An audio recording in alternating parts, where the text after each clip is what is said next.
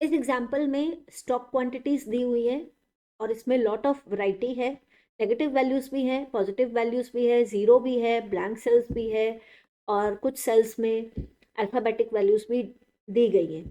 तो हमें इन सब क्वांटिटीज के हिसाब से ये स्टॉक स्टेटस लेबल असाइन करना है।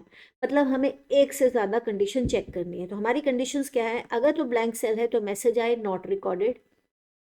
अगर उस मैसेज के सेल के अंदर टेक्स्ट लिखा हुआ है तो नॉट अ नंबर। अगर क्वांटिटी 10 से ज़्यादा है तो इन स्टॉक। और अगर वो 0 से ज़्यादा है लेकिन 10 से कम है या 10 के बराबर है तो लो स्टॉक। अगर वो इक्वल टू 0 है तो आउट ऑफ स्टॉक।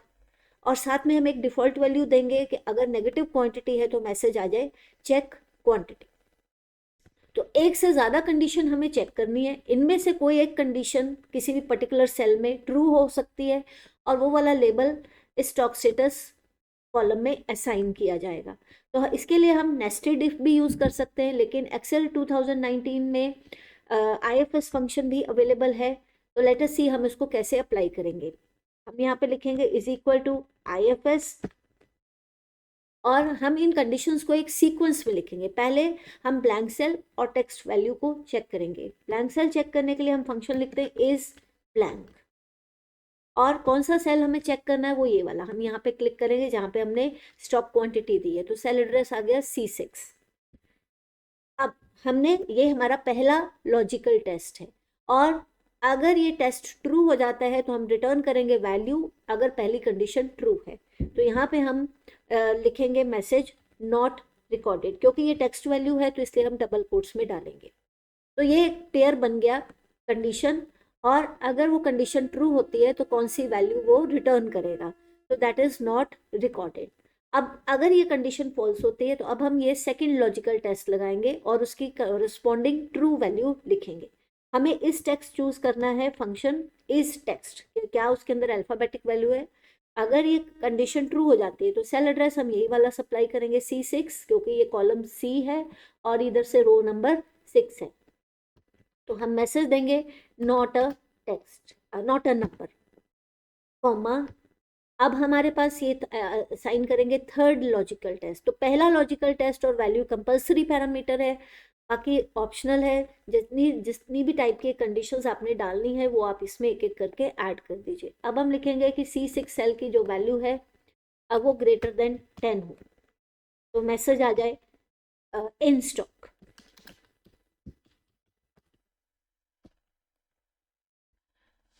इसी तरह से अगर वैल्यू, अब हमें यह कंडीशन देनी है quantity greater than 0 and less than equal to 10, ये वाला मैसेज आए।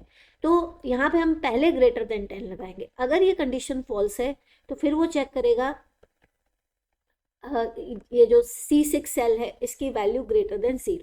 तो अगर हम इसे एज ए कॉम्बिनेशन में रीड करें तो इसका मतलब ये है कि अगर तो वैल्यू 10 से ज़्यादा है तो मैसेज आए इन स्टॉक, लेकिन अगर वो 10 से ज़्यादा नहीं है तो वो चेक करेगा इस कंडीशन को। इसका मतलब ये है कि वैल्यू 0 से ज़्यादा होगी और वो 10 के बराबर या 10 से कम होगी। तो यहाँ पे मैसेज आ जाए लो स्टॉक। तो ये हमारी फोर्थ कंडीशन हो गई। और अब हम लगाएंगे कंडीशन इक्वल टू 0। तो इस सेल का वैल्यू 0 के बराबर होना चाहिए। तो यहाँ पे मैसेज आना चाहिए आउट ऑफ स्टॉक। तो अभी तक मैंने यहाँ पे 5 कंडीशंस लगाई है। ये पहली कंडीशन है, ये सेकंड कंडीशन का पूरा कंटेंट है, ये मेरी थर्ड कंडीशन है, ये फोर्थ कंडीशन है और ये फिफ्थ कंडीशन है। डिफ़ॉल्ट कंडीशन हम बाद में लगाएंगे और हम देखेंगे कि आउटपुट क्या आते हैं और अगर कोई एरर मैसेज आता है तो क्यों आएगा। Let's see. इस केस में उसने आंसर दिया 60 वैल्यू को टेस्ट कर रहा है, तो यहाँ पे ये कंडीशन ट्रू हो गई C6 इज ग्रेटर देन 10। तो मैसेज आया इन स्टॉक। अभी मैं इसको कॉपी पेस्ट नीचे कर देती हूँ, एक एक करके चेक कर लेते हैं। यहाँ पे क्योंकि वैल्यू 10 थी तो लो स्टॉक का मैसेज आया, क्योंकि वैल्यू जो है वो 0 से बड़ी है लेकिन वो 10 से बड़ी नहीं है, वो 10 के बराबर है, इसलिए लो स्टॉक। ऐसे 5 के केस में भी लो स्टॉक मैसेज आया, 0 के केस में मैसेज आ गया आउट ऑफ स्टॉक। लेकिन यहाँ पे एरर है, नॉट एप्लीकेबल एरर। क्यों? क्योंकि इस यहाँ पे वैल्यू है नेगेटिव। मैंने अपने फंक्शन कहीं भी नेगेटिव वैल्यू को हैंडल नहीं किया, इस करके यहाँ पर जितनी भी पांचों कंडीशंस थी वो फॉल्स हो गई। उसने जो एक्सेल होता है वो किस तरह से कंडीशंस यहाँ पे चेक कर रहा है, पहली कंडीशन अगर फॉल्स हो गई तो वो दूसरे को टेस्ट करेगा, अगर सेकंड कंडीशन फॉल्स हो गई तो वो थर्ड कंडीशन चेक करेगा, अगर थर्ड कंडीशन फॉल्स हो गई तो वो फोर्थ कंडीशन चेक करेगा, अगर फोर्थ कंडीशन फॉल्स हो गई तो फिर ये मैसेज आएगा, फिफ्थ कंडीशन चेक करेगा, अगर फिफ्थ कंडीशन भी फॉल्स हो गई, इसी 10 = 0 ये भी फॉल्स हो गया, तो यहाँ पे ये मैसेज आ गया नॉट एप्लीकेबल, ये एरर मैसेज है। तो इसको किस तरह से ओवरकम करना है वो हम अभी देखते हैं।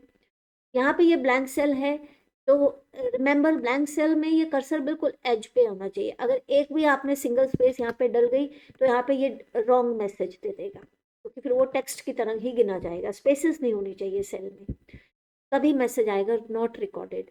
यहाँ पे क्योंकि अल्फाबेटिक वैल्यू है तो यहाँ पे नॉट अ नंबर आया, दैट मीन्स ये जो सेकंड फंक्शन है ये ट्रू हो गया, मीन्स जो भी पहली कंडीशन ट्रू हो जाएगी उसका लेबल यहाँ पे रिटर्न हो जाएगा। और यहाँ पे भी ये एरर है नॉट एप्लीकेबल, 0 के केस में मैसेज आया out of stock and so on. अब हम इस चीज़ को देखेंगे, इसको हम किस तरह से रिमूव कर सकते हैं। तो हम पहले इस यहीं पे हम अपने फंक्शन को मॉडिफाई करेंगे। अब दो तरीके हैं, या तो आप कंडीशन ऐड कर दीजिए वैल्यू अगर वो लेस देन 0 है, क्योंकि 0 से नीचे वाली वैल्यूज नेगेटिव होती है, लेकिन हम यहाँ पर सीखेंगे डिफ़ॉल्ट वैल्यू कैसे देना है। तो डिफ़ॉल्ट वैल्यू हम किस तरह से देंगे, हम यहाँ पे बिल्कुल एंड में वैल्यू लिखेंगे ट्रू, हम कीवर्ड लिखेंगे ट्रू। तो इसका मतलब ये है कि अगर ये ऊपर की सारी कंडीशंस फॉल्स हो जाती हैं तो यहाँ पर कंट्रोल आ जाएगा, तो ये कंडीशन ऑटोमेटिकली ट्रू हो जाएगी, क्योंकि हमने कीवर्ड ही ट्रू लिखा है। और फिर हम मैसेज डाल देंगे चेक क्वांटिटी। अगर डबल कोट्स स्टार्ट किए हैं तो डबल कोट्स को हम बंद भी करेंगे। तो अभी इस फंक्शन को हम दोबारा रीडिफाइन कर लेते हैं।